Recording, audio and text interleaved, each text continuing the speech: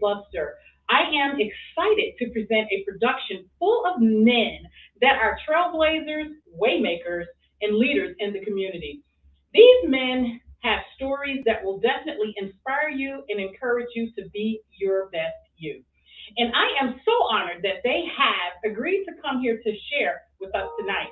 Those of you who follow me know that I like to post, write in my novels, and drop quotes. Tonight, I have a great one. If there are any immorality to be had amongst us, human beings, it is certainly only in the love that we leave behind. Fathers like mine don't ever die. This is written by Leo Buscaglia. Love the quote. Love the quote. Tonight's show is dedicated to men and fathers in lieu of Father's Day. So, without that said, I want to say Happy Father's Day to all the fathers. This is a show dedicated just for you. Last month, I dedicated one to the mothers.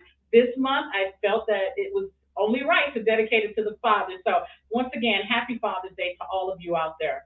But before I bring on my first guest, I always like to remind you where you can grab my novels. The Woman Tells, and I'm Not a Homewrecker Opportunist Maybe, and now my newly released Relationship Color Palette Assessment Guide are all available. You can purchase them at Amazon, BarnesandNoble.com, AskCarlaDL.com, which is my website, and now it is at the Bloomingdale's building at the 900 North Michigan Avenue on the fifth floor at the Volume Bookstore. So, without prolonging the show any longer, I have some outstanding and very current guests tonight. I do believe that each of these gentlemen have proven success and stories that they are going to come and tell you. They have a lot to offer and to share with us. So, without further ado, my first guest happens to be part of my family. Woo woo, yes. Marcus Luster. Love him so much. Marcus attended the Alcorn State University where he studied business and administration and played D1 baseball on a full scholarship. After school, Marcus worked in the extended family business Luster Products in Blue Island, assisting his father with managing the entire plant. In 2010, Marcus and his immediate family, his father and his mother, launched one of the most successful small business design and construction businesses called R&M Design and Construction. They have completed projects. Let me tell you, they are so dope. They have completed projects such as kitchen and cocktails. I know everyone has been there. I mean, it's been the hot spot for the last year. I've been there, and man, when you walk in there, it is absolutely amazing and fabulous. The detail of what they did, and I'm not just saying this because it's family. However, I'm going to toot the horn. It is absolutely fabulous. So those of you who have been there, go check it out, and definitely make sure you look at the decor. The newly opened Fat Burger, owned by Toy Salter, everyone knows Toy, a highly respected Chicago native. They did that project. Also tonight we have Father Michael Flavor that's going to be on a little bit later. They've done work at St. Sabina, the St. Sabina Church. I can just go on and on and on. Francis Lounge, Cookies Lounge, South Suburban College, and projects for a few celebrities and new anchors. They are definitely, if for those of you who like to see the credentials, they're definitely MBE certified. They've and I like to say this. I think Marcus has definitely recently taken over a lot of doing a lot of business, taking over the reins in R&M construction and design. Meaning the company is definitely in its second generation. How cool is that, right? That your kids take over and they just take the ball and they run with it. So, without further ado, I'm talking and I'm tooting horns and whatever else. Please join me in welcoming Marcus Luster. Hey, cuz, hey, cuz. Good, good, good. Have a seat, have a seat. Thank you so much. Oh man, I'm losing mics and everything tonight. Thank you so much for joining me. How are you doing? I'm doing great. How are you? Good. I know you had, some stuff that you had to do earlier, which my condolences go out. I think that you lost a friend and and everything. So my condolences go out to you, and thank you so much for even pressing to come because during those times it can be very trying and stuff like that. So with that said, thank you for coming. I'd like to start off. Why don't you just tell me a little bit about, tell everyone a little bit about your school. Let's start off with Alcorn. Your school. How did you get there? How did that transpire? Well, you know what? I grew up playing baseball. I've been playing baseball since I was 5 years old. I had a few scholarship opportunities that came about, Mm-hmm. and just being so family orientated, I I didn't want to stray that far away from my family, and I've got the roots of my family from Mississippi. Okay. So I chose Alcorn State University on a full scholarship. I have family that lives in Vicksburg in Lake Mississippi, so I went there. So I knew that I can pursue my dreams and still be close to family. So that's how it worked out. Okay, I didn't know that there was family in that part. Are they cousins or? Cousins, uncles. I mean, that's our main roots. You know, the Russells, we come from Yazoo City. Yes. And then on my father's mother's side, they come from Lake Mississippi. So all my roots are from the South. Thank you so much. So when you played baseball, did you play any other sports? You know, no, I grew up. I played baseball and basketball, but baseball is my passion. So, probably around the age of 12, you know, me and my father kind of, you know, had a heart to heart, and he told me, you know, hey, son, if you really want to make it, you know, you gotta make a decision. So I said, you know, Pops, you know, baseball has been my passion, so I'm gonna pursue that full time. So I stopped all the other sports and pursued baseball. Okay. Did you play any AAU on the AAU circuit at all? Yeah, I did. So I was lucky enough once. So the Chicago White Sox had their first travel team. Okay. I played on it, and I believe I was 15 years old, and I had the honor to play with Kenny Williams' son, who was the general manager of the White Sox, and his Cal. Okay. So I grew up and I played with them, and then from there, you know, sky's the limit. I played on the USA team twice. I played in Aruba overseas, also played in Europe. So, oh wow! Yeah, so I played on the USA team twice in my career. So. Okay. So out of all of those places that you went to play, which would you say was your favorite? Europe. Europe really? It was a different culture.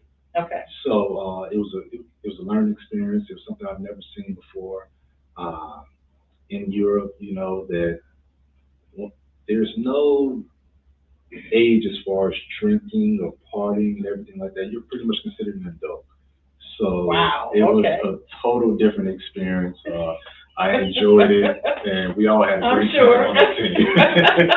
Did you guys have a lot of chaperones, or was it limited? Or? No, we besides family that came, so my mother, my father, my grandmother, they came along with us. Okay. But you know, other than them going to the baseball games and things like that, at nighttime we were free to hang out as long as we can make it to the games in the morning. Okay, and just do whatever you want to do, hang out, but get to that game, exactly. Right? Definitely. Wow. So that is so cool. So you played ball in college, you know, you did all of that, and you majored in business and administration. Yeah. Do you feel that, you know, it helps you in what you do today, the business and administration? It does. So actually, when I first went to school, I majored in engineering. Okay. But at my school, it's only a 2-year program, and because I was there on a scholarship, I had to make a decision whether I wanted to transfer or stay and play ball. So I chose to stay, and I went to business administration, and it's helped me out a lot. You know, a lot of times we go to school and we don't think that what we're learning at that moment is going to transfer into our day-to-day life, but it's helped me tremendously. So, you know, I'm happy with the decision that I made. Okay, so after school, I know that you did. Did you immediately come home and join the extended family business, or did you do something in between there, or how did that go? No, so actually when I first came home, I did come straight into the family business. It was what I knew. I've been working there over the summer since I was 16 years old. Wow. So that was my first job. It was kind of like steps ordered, right? Yeah. Okay. Yeah. So after a while though, you know, I told my father, I said, you know, I would like to get out and spread my own wings and see how the real world beyond family business actually works. And I started to work for a food manufacturing company in El Grove Village called Little Lady Foods. Okay. And I worked there for a while, and from there, you know, my father kind of became ill.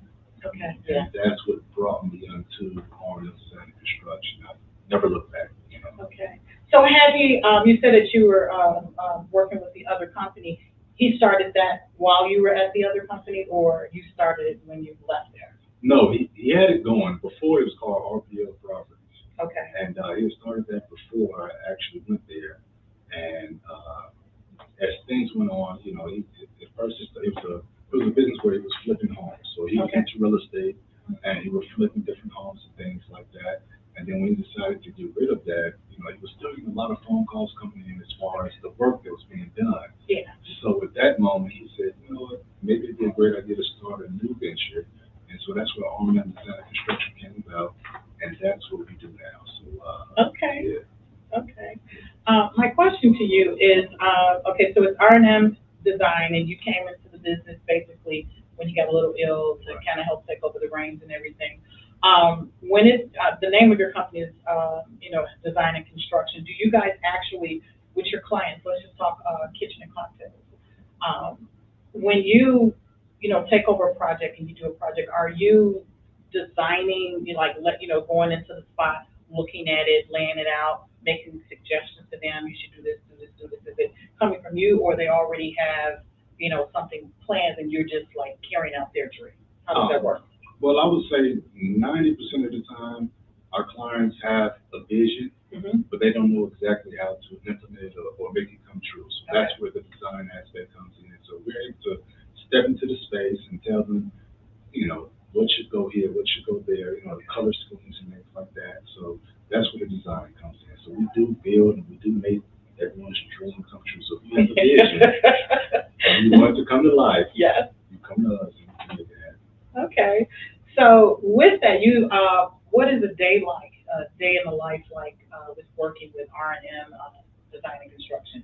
Does it start at 6, does it start at 8, and it goes, what's your day like? My day normally starts around 5:30 in the morning. Okay. Countless emails and phone calls all day. Okay. There's a lot of planning that goes into it. Sometimes we have as many as like 5 different projects going on at a time. Okay. So, and I just have to manage to make sure everyone has the material on time, make sure everyone's staying on the schedule, make sure everyone shows up to work, make sure the client is happy, which is the most important thing. Yes. Yes. If the client is happy, my job is a whole lot easier. And if they're not, right. And it turns around a little different. I know. That's the day to day, and then I normally end around maybe 7 o'clock. Okay. 7 o'clock. Wow. I'm probably at home then, and I'm still going through emails or returning missed phone calls and things of that nature. But that's the day to day in R&M Design and Construction. Okay. So it sounds like you got one of my kind of days. Start early and end late. Yeah, So I hopefully you're eating in between there. I am. I make sure that everyone takes their lunch break around 12 or 1 o'clock. Okay. So I take it with the employees most of the time. Most of the time I sit down and I eat with my employees to make sure that we can talk and go over different things going on in the day to day. So I definitely I try to take care of myself. There's no way for me to not take care of myself and keep things Absolutely. going. So. Self-care, Right. self-love, you got to do that. Absolutely. And taking care of your health. With that, I know that we've been talking a little bit about kitchen and cocktails. You did the Fat Burger with Toy Sauce. Everyone knows her in Chicago, a very wonderful lady. And that project, my question to you, that's more, did you have a lot of corporate guidelines and things that you had to follow? And I'm asking you these questions for someone that may be watching that and trying to get into the business or whatever else. Did you have to follow corporate guidelines, or they just do whatever? So yes, they have specific material that they want to use. Okay. Everything is drawn out, and you have to follow the guidelines. If you want to use the different material that they're asking for, you have to submit a proposal to use the different material and make sure they accept it. But in what we do, it's not that hard. We aim to please, so we make sure that whatever they gave us, we used it. We were able to finish ahead of time. We were able to finish even way ahead of schedule. And it's just over the years that from doing it, and that project was during the pandemic. Oh, wow. So what made that project a little different from other projects was that lead times on everything were outrageous. What about materials? Did you have a hard time? Because I know, with the UPS store, there was sometimes, just even getting inventory was like a challenge, so. Yeah. Okay. So that was it. So once we actually got the project, I started to order all the materials ahead of time. So my motto with that was I wanted to have the material on hand, so I wasn't waiting for it. It was just waiting for me to install. Oh, how cool is that? You're That's proactive, yeah, that's proactive. the way we worked that out, and Yeah. that's the way we was able to stay on schedule, or Okay. even be ahead of schedule. So it wasn't that bad. Everything was about planning. You know? Okay. So they had a deadline to have it built out when they wanted to open and all that. Right. Okay, how cool is that? Wow. So do you like working more with independent projects or more with, that would be a franchise type of a thing? Right. Do you prefer one over the other or? You know what? The franchise, just commercial. The commercial aspect of construction is a lot easier for me because you don't have the homeowners staying in the home as you work. Oh, that So makes sense. That's one thing. That's the difference between commercial and residential. So Okay. with residential, you have the client that sometimes they're staying there or they're just moving in. Mhm. So they're quite frequently visiting and trying to adjust things as they're going and changing plans. And with commercial, you've got a set of blueprints and you just follow those blueprints. Nothing ever changes unless you have, any changes and you can't get the material in time or things like that. But most of the time, it's pretty easy. So Okay, so that makes sense, yeah, you get, because if you was doing a project for me, I'd be like, what do you use in there, why you got that, you know what, I don't think I like that, I want to change it to this or that or whatever, so I get that, I really do. With that being said, and then I want to move on to some other questions for you, what are your future goals what are your future plans, 5 years down the line, 10 years, what do you see R&M Design and Construction going? you know what? Everything with this business, my father started, so I admire any and everything that he says. So he tells me that he wants to build a skyscraper. So my goal is to continue to push forward and get to that part of life, and hopefully we'll be R&M to build our skyscraper here soon. Do you guys network and go to conventions for construction and because there's a lot of different networking type of things? Right. So we do. So actually, Chicago has it's maybe the second largest builders expo that's held at the McCormick Place, and we go to it every year. Okay. So we're able to go there and meet different vendors, make different concepts, different materials, Okay. even with workers. So we try to do that every year, get our name out, meet people, so that everything keeps flowing. Okay, and I gotta ask this question because I know everyone that's been to Home Depot like early in the morning, because all these guys. I gotta ask you. Okay, so have you ever had to utilize? And hey, I've heard that these guys got some really great skills. Okay, so have you ever had to utilize any of those guys? And if so, then I think it's great because you're giving them work. See their samples. You know what? Funny thing about that, I definitely do utilize them. I would say that maybe even two of the guys that have on my team right now, Okay.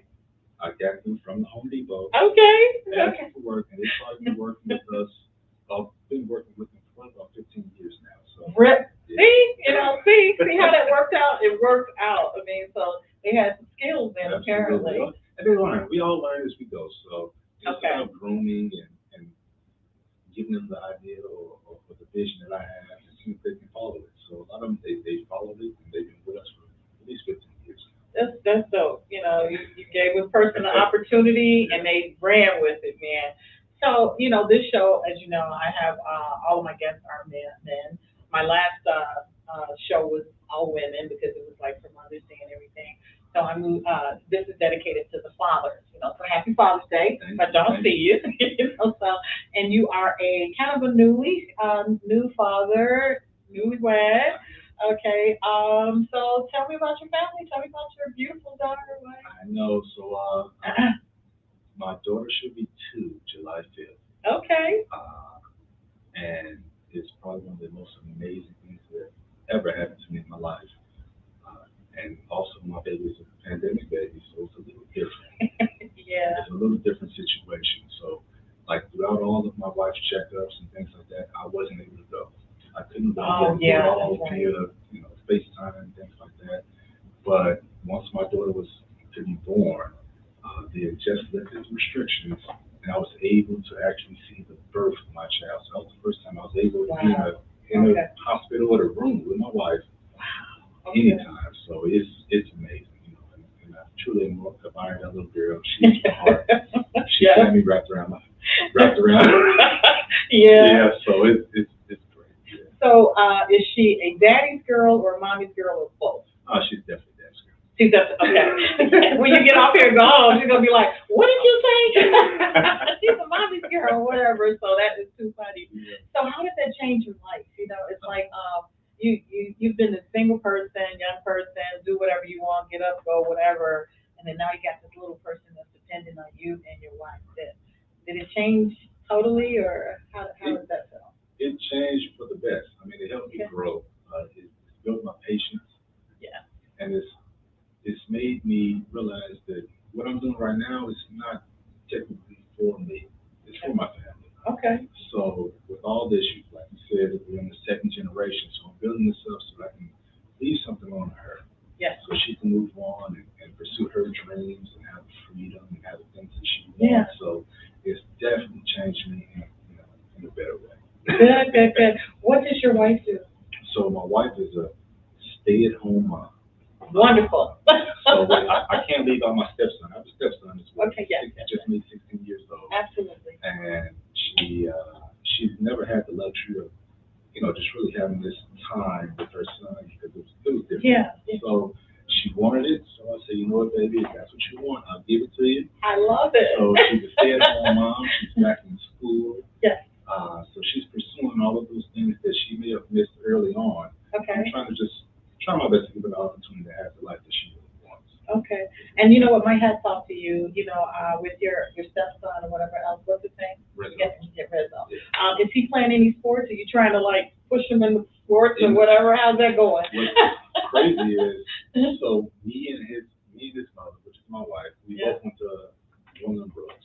Okay. So we were lucky enough. He's in Gwendolyn Brooks right now. Okay. He plays basketball. Okay. He plays AAU travel basketball as well. Okay. So he took a different step. I play baseball, but he's playing basketball. But I still push him. If that's what you want, go for it. But they said, kids tend to do better when they're doing some type of sport and stuff like that because they're focused. And then if you're gonna play a sport, and as you know, you have to keep your grades up, right? Absolutely. They don't let you play if your grades are slipping. So yeah, it keeps him on board as far as his books. And okay. The sports in general is how can I say it? It teaches management, team, and leadership. Mm-hmm. So I love that he's in it. Okay. I'm 100% away. Cool. What team is he playing for? AAU. I'm trying to see. I used to know a lot of them when my son was, but now it's like, who's he playing for? He plays for the Grind family. So Grind family is also it's a black-owned travel ball team. A young guy that I know as well.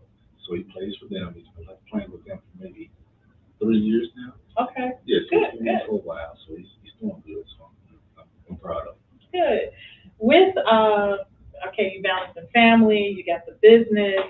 Are there any challenges that you face, or do you face any challenges when you're trying to balance everything? It's all about adjustment. So early on, I was so caught up in R&M construction that I felt myself missing a lot of special moments that I want to be a part of, but I had to tone it back a bit and realize that I am an entrepreneur and I can somewhat set my own schedule.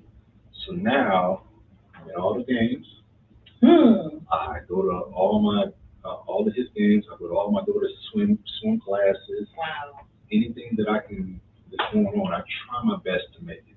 I try to schedule my schedule according to their schedule. So that's a luxury in being an entrepreneur. Okay. So even though with that being said, sometimes I go to their meetings or things like that, I still have to come home and do work. But it all works out.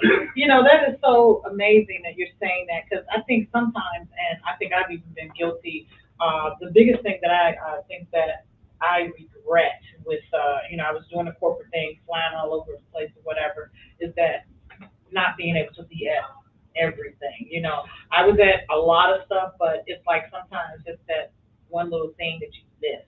And it's like, oh God, so I really, just respect that and admire that you said, hey, I'm the entrepreneur, meaning that I'm in control of this. I can set my own schedule, which is really, really good, because a lot of times, I've heard, I talk to a lot of people, some entrepreneurs get so caught up in their stuff and they forget the balance, family, and you're working to have a great family life, not, having a family life to, have a great business, whatever. So however I'm saying that, but I really respect that. So what advice could you give someone that is an entrepreneur, I'll just say possibly newly married or whatever, what advice would you want to give people? What is your, what you want to leave with that? The biggest advice is just listen. I listen to my wife, I listen to my children, and if you are listening, they'll let you know where you're slacking there or what they actually want. Yeah. So you listen to them and just try to make some adjustments. I mean, there's no such thing as a failure.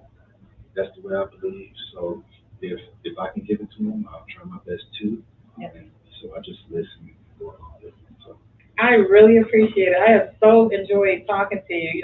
We are, at a lot of stuff together, family stuff, but I don't know if we've ever had like an extensive conversation. And you are just a wealth of knowledge, and I love it. And I definitely just really admire, your knowledge and stuff. I hear so many compliments about your work, although we don't share everything.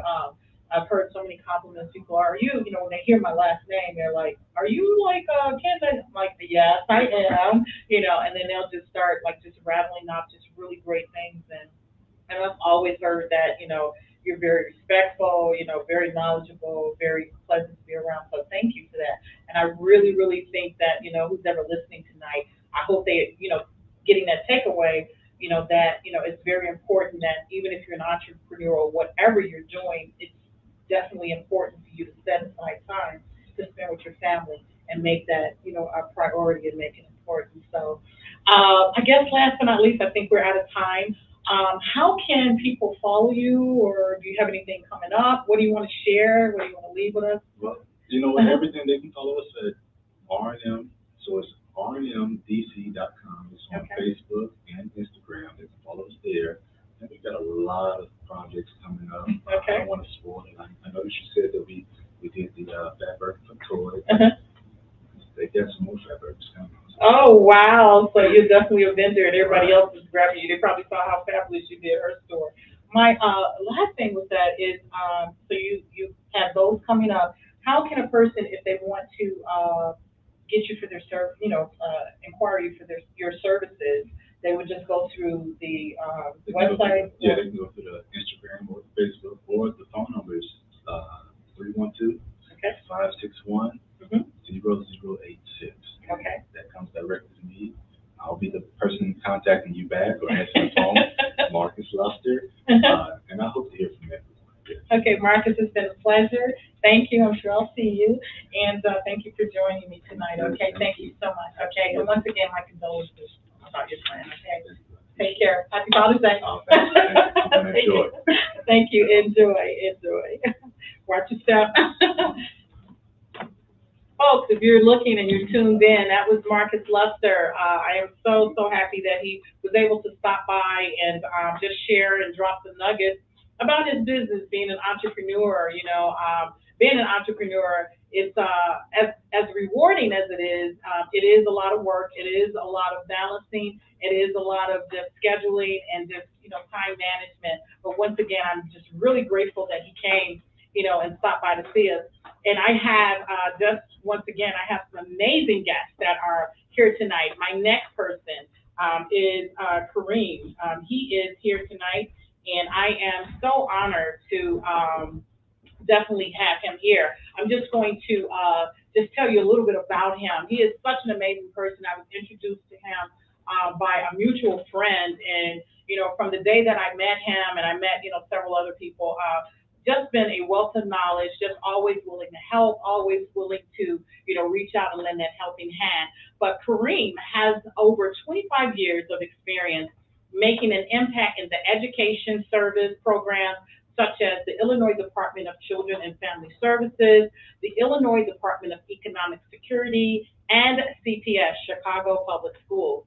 Kareem also serves as a trainer, a recruiter, and educate student athletes that pursue basketball as their primary sport. I wish I could have found him like some years ago when my son was going through, AAU and all that kind of stuff. I know he would have been amazing.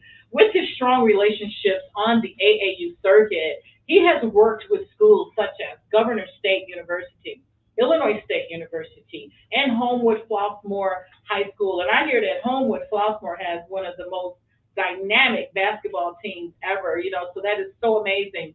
Pender, as I'm going to call him, co-founded a fundamental and skills building program for all ages called the Chicago Kings basketball program. He is a former member or board member of SAC, the Chicago Police Department. He's worked with the University of Illinois at Chicago. He's like done a lot of stuff with the AAU Leadership Council. He is a committee member. He's the member of Kappa Alpha Psi, okay? He's also a member of the NAACP. He's worked with Governor State University. He's provided counsel to the athletes for the Office of Marketing and Communication. He's done a lot of work with teams and campaigns. He's done managing for the political elections around the Chicago and Illinois area. He was appointed, I want to say, to the Illinois Task Force on Truancy in the CPS. He was an appointed member. I could just go on and on and on about, how amazing he is. I call him, he's my brother. Please join me, everyone, in welcoming the Director of Family and Community Engagement for CPS, Kareem Pender. Hey, Kareem, I'm not going to stand up because I'm probably going to trip over a cord or something like that. How are you doing? I'm doing well. How about yourself? Good. So, once again, I like to, Marcus is just here. I just like to say thank you because I know you are so busy. You're like everywhere, got your hand in everything, and I really appreciate you stopping by tonight to chat with me. And so, what do you have coming up soon? You're doing a lot of stuff. First of all, I want to start out by saying thank you. Thank you. I really appreciate the opportunity to sit down and speak with you and tell you my story, some of my experiences, but also thank you for all the work that you do. You do a lot throughout the community, throughout the city, and that should go without stating and making sure that you are appreciated. Thank you. Thank you. And this show is about fathers, so happy Father's Day and everything with that. So where did you go to grammar school? So I went to St. Elizabeth. So Okay. my educational system existed on the private Catholic school level. So I did St. Elizabeth Elementary School and De La Salle High School.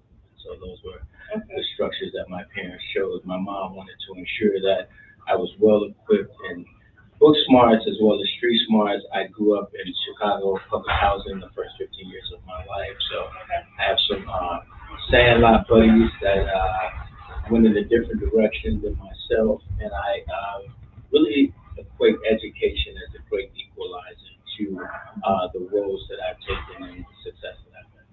And from high school, what was your college? Where did you? I attended the University of Illinois in Champaign-Urbana. Okay. So when you left college, what was your first job out of college? What did you do?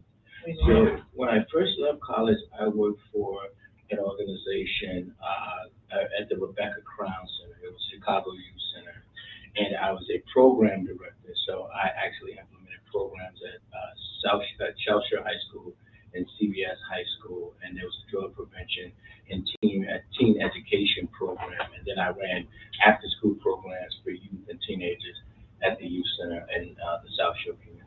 So you've always been like just kind of doing community service and just working with the youth and everything. You gotta have patience. I'm like, so my hat is definitely off to you. So how did you actually get from there? Is when you went to CPS, or you had some stuff in the So I did social service the first 7 years of my career.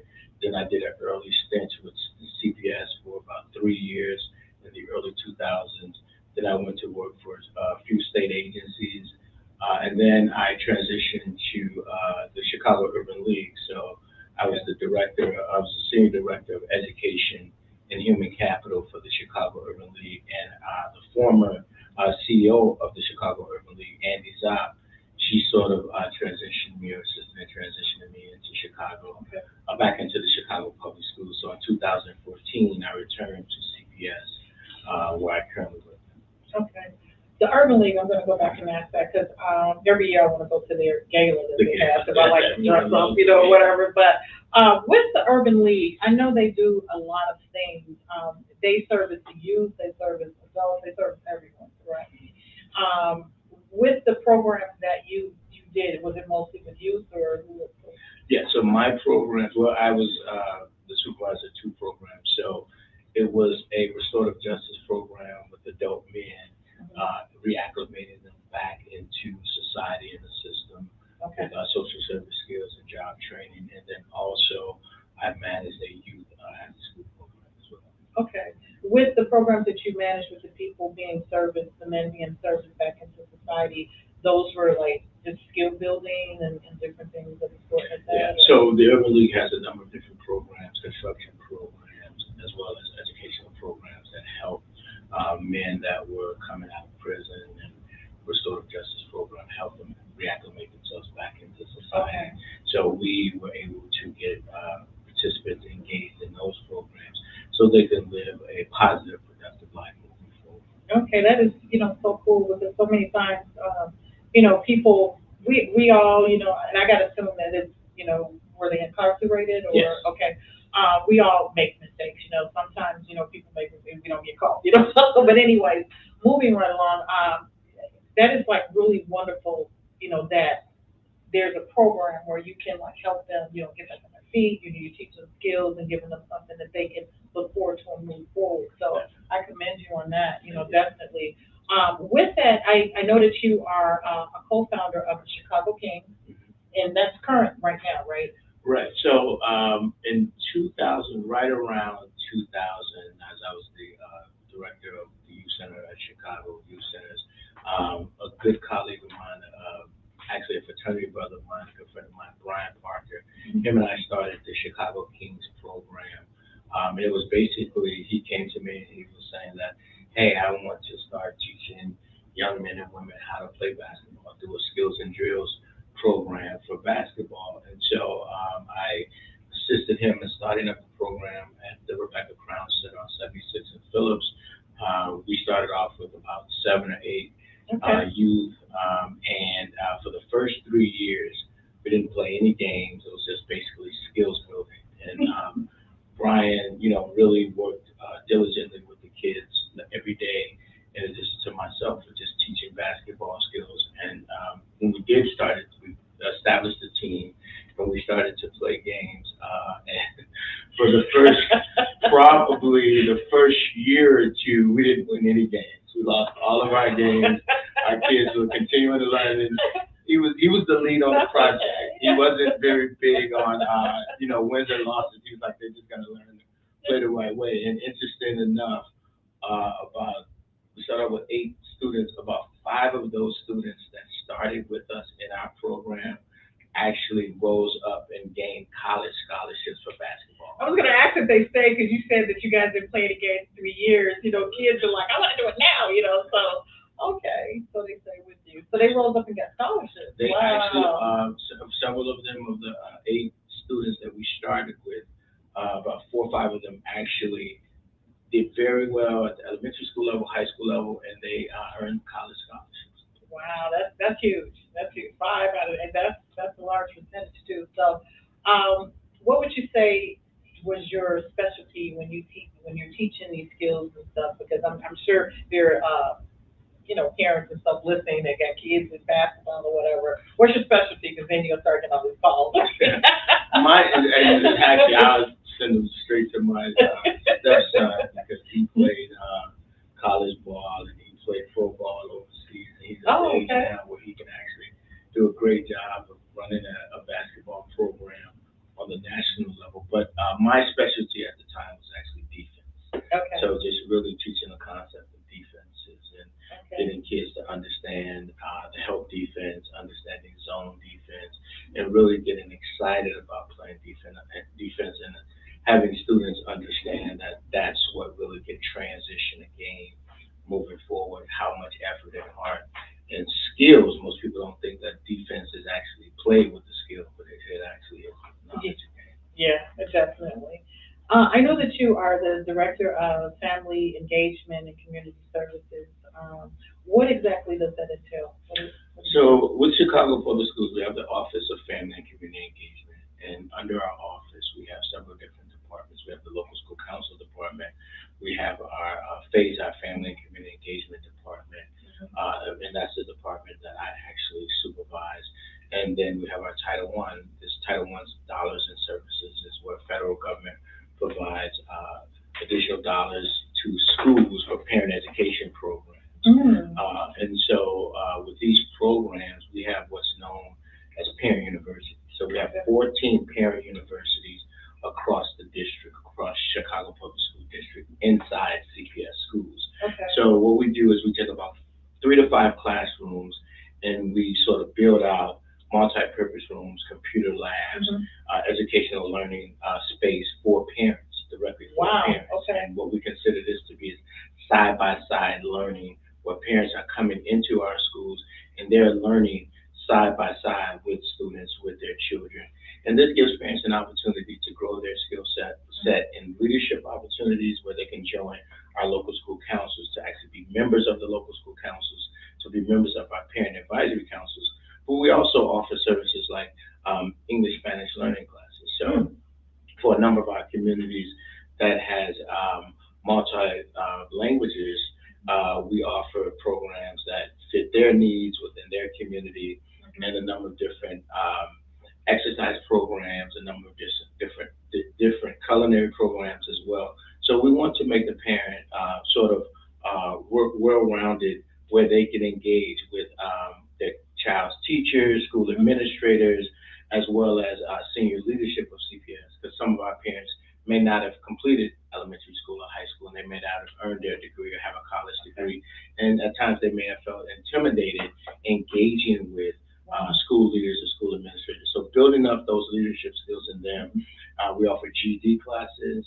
We also offer college credit classes. We partner with Chicago City Colleges, and there are also a number of college credit classes that parents can earn college credit at our parent universities as well. Wow, that is, man, that's amazing, amazing. So if I'm a parent, so it's open to any parent. Sure. I gotta ask this question, and then I'll get to my next question. What is the percentage of, we're talking about, this is a show dedicated to fathers, Happy Father's Day. What is the percentage of fathers as opposed to mothers that actually take part in the program? And don't quote me on these percentages, but I would say it's probably overwhelmingly mothers. It may be 80-20 as far as engagement or participation. We are working diligently to get more fathers engaged. We're working with, there are a number of schools that have their own fathers programs, where the principal is building out opportunities for fathers to become more engaged. And this is actually a lane where we feel is so important, because we feel the parents are the first teachers to the children. And whether it's the father and the mother are in the same household where they're parenting jointly, or it's they're co-parenting in separate entities, but having the father engaged in both parents, but also definitely having the father engaged in the child's life makes a difference, a huge difference. Wow. So what do you think is the apprehension, or if there's any, why men or fathers don't take part in the program? Is it a lack of knowing that it's available, or is, what would you say is the reason why they don't show up as much as the mothers? Yeah, I think it's a variety of issues across society. I think that historically, most teachers, educators have been women, and the responsibility of taking care of the child's education has been placed on the mom or the mother to go to the parent-teacher conferences. That has been mostly looked at as the dad worked and the mom went to the parent-teachers conference, and she handled the role and responsibilities of the expectations of the child. And so I think that in today's society, most men are more engaged. They take more responsibility in being a part of their child's life, socially and academically, and they attend the parent-teacher conference a lot more. They are part of some of our parent advisory councils, our local school councils. So it's definitely increased. It's continuing to rise, and I think that as a whole, even as a parent, if you are a parent with a elementary school education, a high school education, you want more for your child. You're fighting, you're building, you're advocating for more for your child. So that's happening on the ends of dads as well. So there is an increase in engagement from fathers in Wow. this day and age. So with that said, I know you said it's um, available to everyone. Okay, so if I'm a parent, how do I go about applying or saying I want to be a part? Do they have to go to their kid's school? Do they go online? How do they take part in this? Yeah, so our local school councils, those are our official elections. Okay. So being a member, being a member of a local school council, you could be nominated for one of the positions Okay. on the local school council, and then every 2 years we have a vote on elected membership Okay. to those councils. As far as our parent advisory councils, that comes through every school that receives Title I dollars, federal dollars for parent programs. Mhm. One of the criteria of establishing, receiving the dollars is you have to establish a PAC, a parent advisory council. Okay. So being every parent that has a child at a particular school is eligible to be part of the PAC.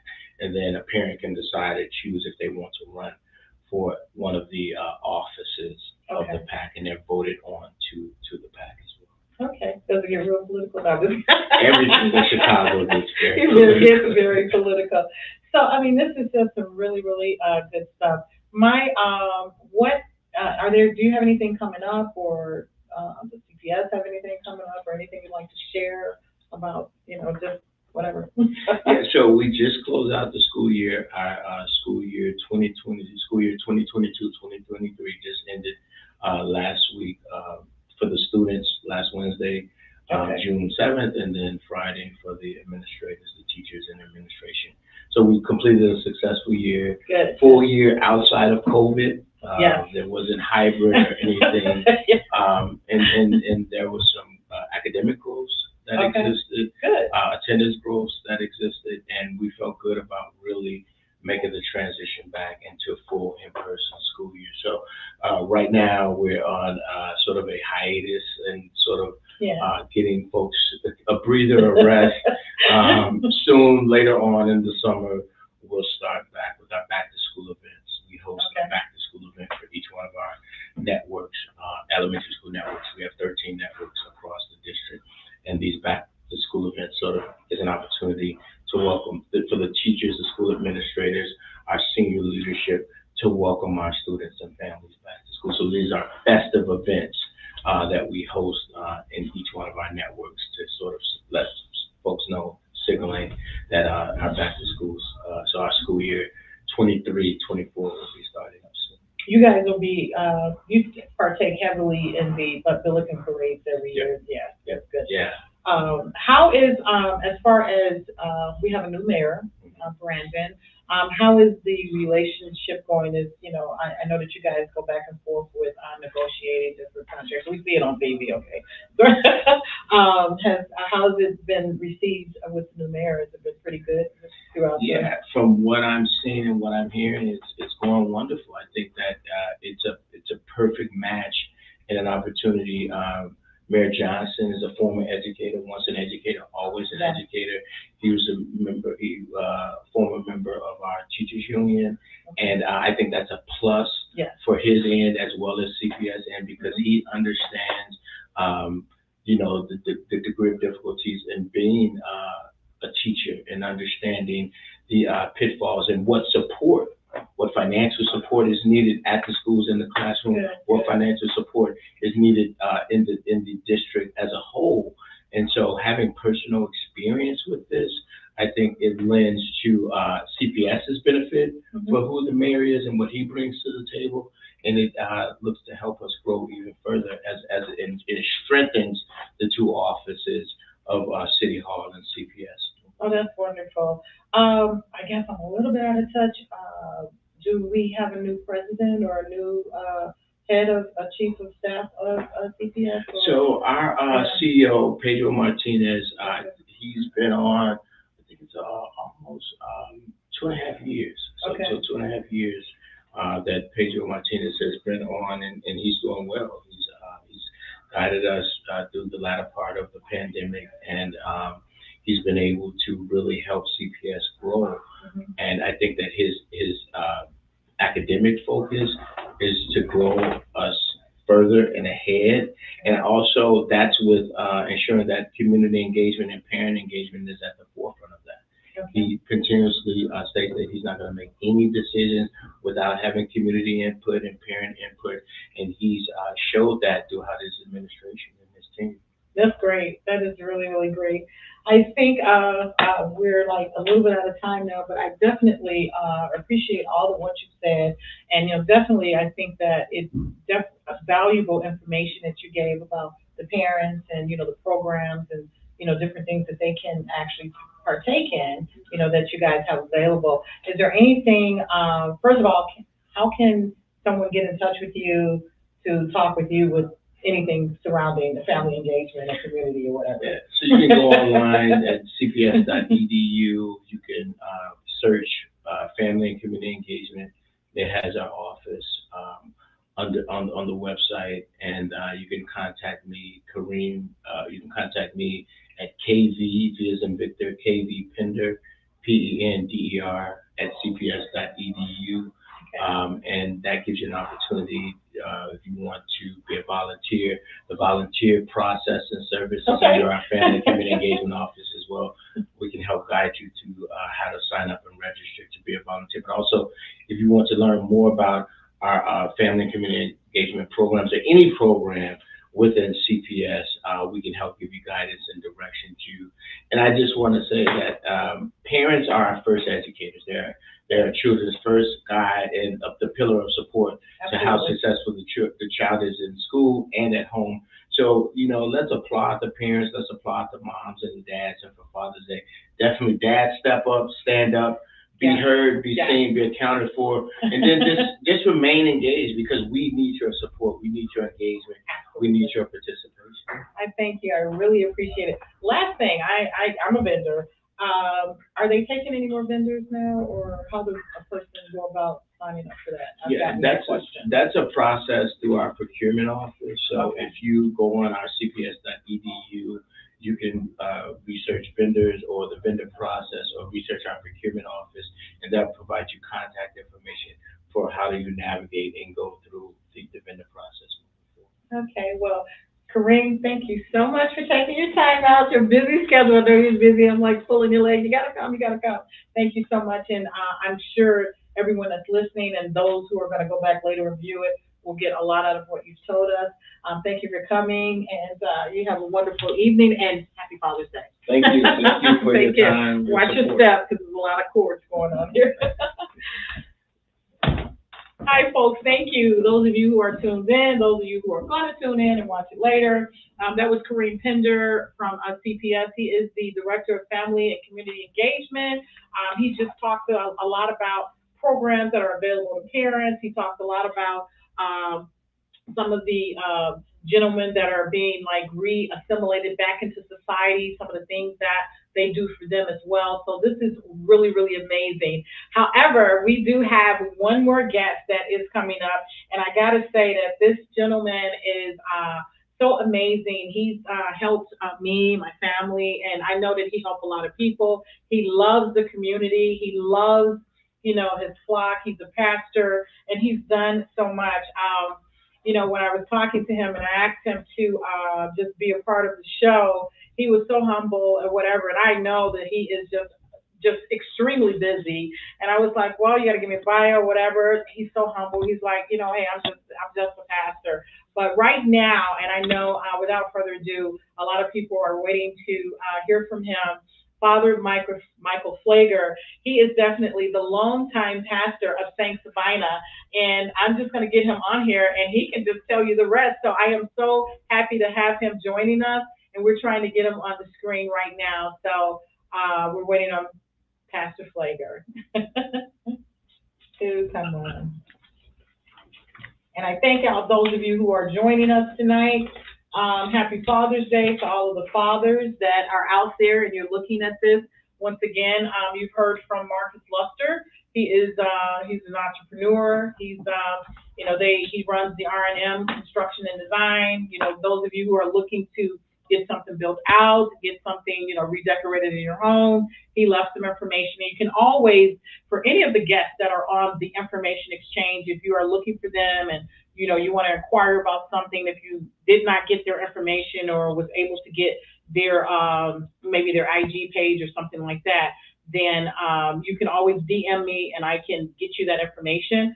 And once again, we had, just a minute ago, we had Kareem Pender, which is the Director of Community and Family Engagement for CPS, once again. So looks like we're having a few technical difficulties. We're trying to get Pastor Flager on.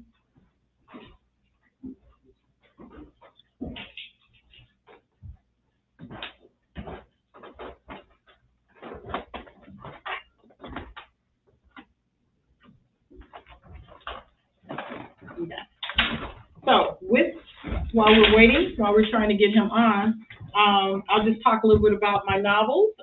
The Woman Tells, I'm Not a Homeworker Opportunist, Maybe. And then I have the newly released, the Relationship Color Palette Assessment Guide. And what that is, the Relationship Color Palette Assessment Guide is basically, I take the object of comparing colors with, personality traits and with the relationship personalities. What you do is you take an assessment. There is an assessment that you take. It's like about 25 questions, and at the end of the assessment, it tells you what color you are. You could be red, you could be blue, you could be yellow, you could be green, whatever that is. Then once you discover your color, then I have in this assessment guide where you can read about, your personality, or, what is, some of the traits of your personality. Along with that, if you have your partner or your husband or your wife or if you're a couple, friends can actually do this. You come up with your color. You can. I do have a rating chart of a compatibility chart that tells you if you are red and your partner's green, how compatible you guys are together. If you are blue and blue, it's like the same colors or whatever. It actually tells you, how compatible you are and different things. And this is it was put together to start conversations for couples and people that are in relationships to just kind of talk about, the state of the relationship. How's it going? If there are, what are the things that you like about it? Because we don't always want to talk about opportunities and issues. What are some of the things that you guys are doing great together, as well as some of the issues that you could possibly have that you want to work out. And in this assessment guide, I have laid out where you can do action plans, and I laid it out for a 12-month. It's a 12-month layout. I didn't put years on it so that you can actually just always keep coming back to the relationship assessment guide. It's from January through December with no years. And also I have in the back of that, I have a schedule or a date night schedule where you can actually schedule your date nights, because just talking to the gentlemen that were here tonight, they said that you have to prioritize. I think Mark has spoken that he, as an entrepreneur, he takes time out to make sure that he's attending like his kids' things, and doing things with his wife. So with that said, this assessment guide actually helps you to do that. And I'll just keep talking until we get Father Flager on. We're having a little bit of technical difficulties.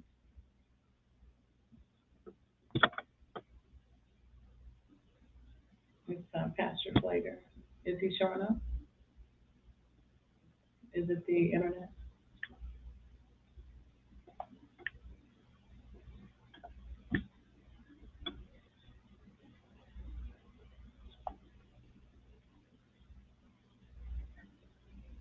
What is it saying?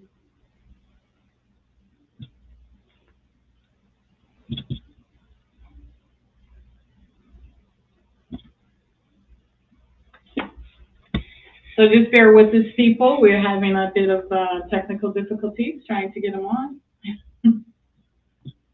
I can just talk about the US Review. I do that on Tuesday mornings at 9 a.m. This particular week coming up, 9 a.m. on TikTok. If you want to join in, I talk about controversial relationship topics. My first week, I just started up with season 2. Season 2, episode 1 was last week, and I talked about domestic violence, the characteristics of the perpetrator. I talked about the characteristics of the victims, and I just went through that whole thing. I gave some statistics of what happens or whatever. If you'd like to view any of my episodes as far as the Us Review, they are housed at YouTube, and the leg on YouTube is at Ask Carla. You can see any of season 1. I had 12 episodes in season 1, and there will be 12 episodes for season 2. This past week I talked about toxic relationships. So I went from domestic violence, and then I went right into toxic relationships. So with that said, once again, you can view any of those at YouTube at Ask Carla. Okay.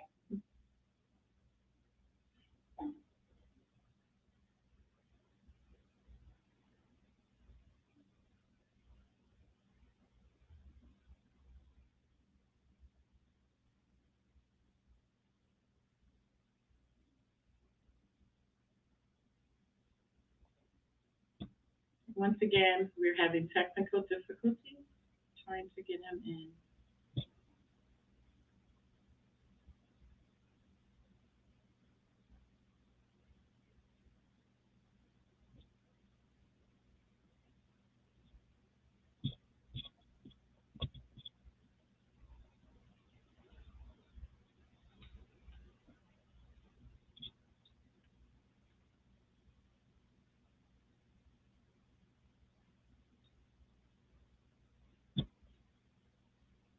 This is the Us Review. The Information Exchange. And you are live with Carla Davis Luster. Some of my guests that were here tonight was Marcus Luster. And my second guest was Corinne Pender. And once again, we are trying to bring live Pastor Michael Pfleger of St. Sabina, having a few technical difficulties.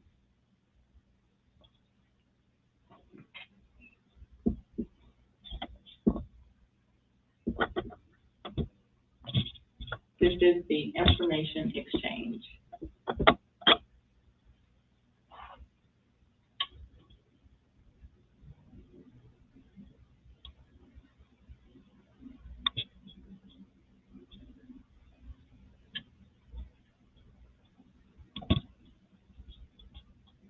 Thank you for your patience.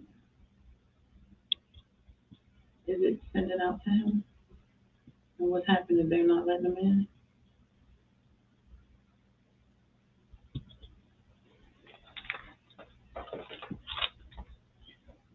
Yes, so I will talk a little bit about the show coming up in August. I have some amazing guests. The show in August will be August 17th, Thursday, August 17th. So just keep looking for some of the advertisement that will start going out the beginning of August, the Information Exchange, which will be Thursday, August 17th at 7 p.m. We'll be live across YouTube, Facebook, and IG. Also, once again, the Us Review, I do it every Tuesday morning at 9 a.m. On TikTok. For those of you who might not be able to catch the live, I do later in the day. It does get uploaded to YouTube, where you can go and see those different sessions and those sessions that I talk about there on YouTube. So they are at Ask Carla. And if you would like to get a free, this is something that I can tell you, if you would like to get a free copy of my Relationship Color Palette Assessment Guide, I need you to go to YouTube at Ask Carla and subscribe. You would have to then, after which, DM me where you would like it sent.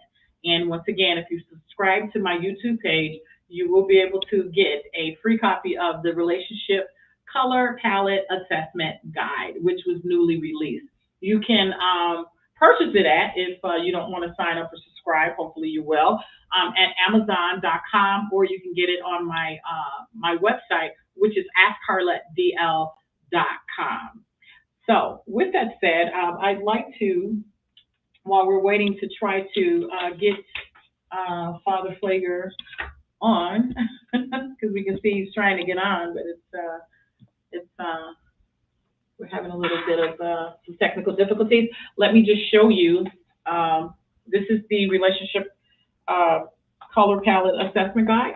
For those of you, I'm showing it to you.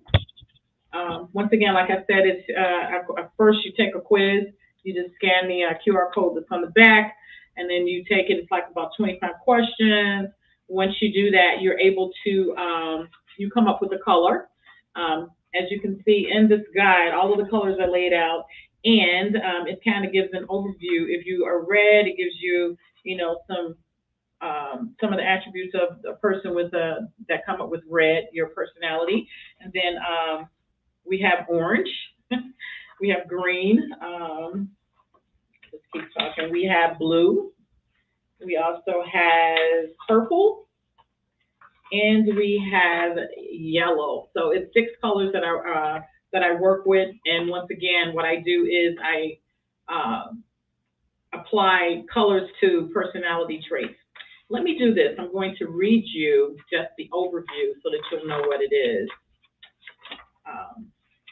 I had the opportunity to, back in February, write an article for the Waymaker Journal. This was the founder of that is Louis Carr from BET. He is the president of Sells & Media. And I had the opportunity to write an article in his journal, newly launched journal, and it was the relationship color palette. From there, it's like I got so many great responses, and I got so many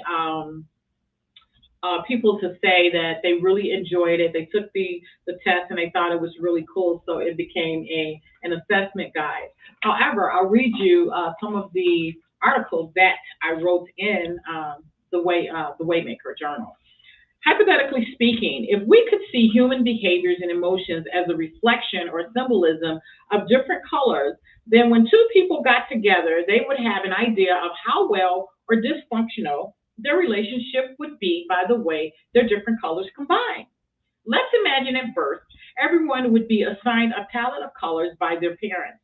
As such, the palette would have a color that was more dominant than the others. Let's name the dominant color the identity driver. It's not that any color would be better than others, keeping in mind that all would represent a crucial characteristic that was assigned by your parents at birth. It's just that the identity driver will show up more in the personality because of its larger percentage, making it the more pronounced trait. This might cause parents to wonder which color will be the best match for my kid. I'll read the next paragraph. Through a process, your palette would link to you. If all things were as predicted, your identity driver would most likely be your favorite color. To enhance this theory, let's call it color at first sight. Palettes would be composed of the same amount of ingredients. Each person would be issued a palette made up of 6 colors, their personality. Yet the identity driver, being the dominant color with the largest percentage or largest personality trait, other colors would have different percentages as well that would vary from person to person. So that's just a little bit of the overview. It's just kind of like giving you just a synopsis or in a hypothetical situation comparing colors to personality. So once again, this is the Relationship Color Palette Assessment Guide. You can get it on Amazon. And one great thing that you can use this at any of your sessions, if you're having a date night with couples or whatever, it is definitely a great relationship conversation starter. Okay, so once again, you can get it at Amazon or you can get it on my website at askcarladl.com. So this is the relationship palette. Also, I'll pull this out. This is my other novel, and it's one of 2 books in a series that I've started, and it's going to be the series of 5 books. However, this is the second one. I'm Not a Homewrecker, Opportunist Maybe. This one here is, I mentioned earlier, this along with my first novel, which was The Woman Tells. All of can be purchased at Amazon.com, BarnesandNoble.com, or AskCarlaDL.com, or you can get them at the 900 Bloomingdale's building on Michigan Avenue in Chicago. So, where are we now? So I just did a quick mute. I requested him 37 cents. Wow, is he out there? He's not even watching live right now. He's not watching? No. I kept requesting. Okay. And he kept requesting. And he kept saying, you can't join, you can't join, you can't join. He was saying he can't join? Or no, the Instagram app was saying they're not letting him join? Yeah, and it was like, he was requesting. He was doing the right thing. Okay. I was sending him requests. So should I say something about Instagram? Yeah. And end it? They're not allowing him to come on. Mm-hmm. Okay, go ahead. Hello, everyone. This is going to be our show tonight. Happy Father's Day to everyone. Right now, the technical difficulties, we have identified it. Instagram is not allowing Father Pfleger to come on. So once again, we will figure it out. We will definitely have him on one of the shows in the future. I do appreciate everyone joining and looking and just really supporting the show tonight.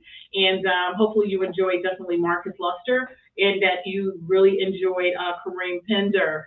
For those of you who were, I know, wanted to see Father Pfleger, he was definitely going to talk about some great things. You can see him at St. Sabina on Sunday at 78 South Troop, and he will be there. Also, there is a march, which is going to be tomorrow, which is Friday, which DC Young Fly will be one of the participants that's marching.